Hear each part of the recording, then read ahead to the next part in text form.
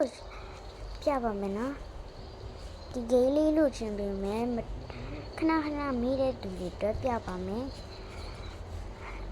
အရင်ဦးဆုံးကြတော့ဒီ Play Store ထဲကိုဝင်လိုက်ပါမယ်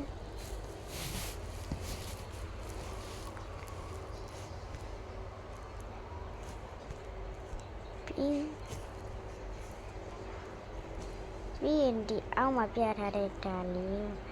စာသားရိုက်ရှာဒါလေးကိုဝင်လိုက်ပါမယ်ဒီမှာရိုက်ရပါမယ်နော်ညာလေးကပြီးရင်ဆိုရင်M Iဆိုပြီးရေးလိုက်အောင်နဲ့ပြီးတော့ဟုတ် O T E ဆိုပြီးရေးလိုက်ရင်ဟုတ်လားဒီနားလာတော့မှလည်းရေးလို့ရပါတယ်ပေါ့နော်နားလေးအိုင်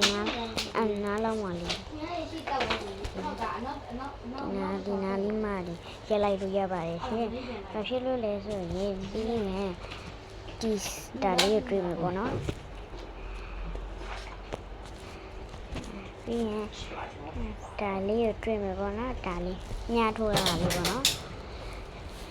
အဲ့လိုဆိုရင်ပြီးရင်ကိုကဒီလေးကိုဒီနားလေးမှာ open ဆိုဟုတ်ကဲ့ဒီလိုဆို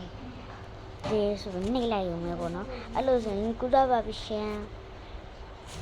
ပြီးတော့ရှားကိန်းနဲ့ရှားတင်းနေလဲအောက်ကိုဆွဲလွှတ်လို့ရပါတယ်နော်အချိန်မှာပြီးပေါ်လာမှမရှင်ညီမကူထားတော့အဲ့တော့မဟုတ်ဘူးနော်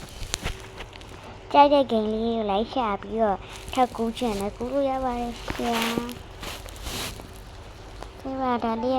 ဂိမ်းလေးကိုလိုက်ပြတာပေါ့နော်ဂိမ်းလေးကိုဘယ်လိုကူးရမလဲဆိုတာပေါ့ပြတာပေါ့နော်အဲ့ဒါလေးပါရှင် bye bye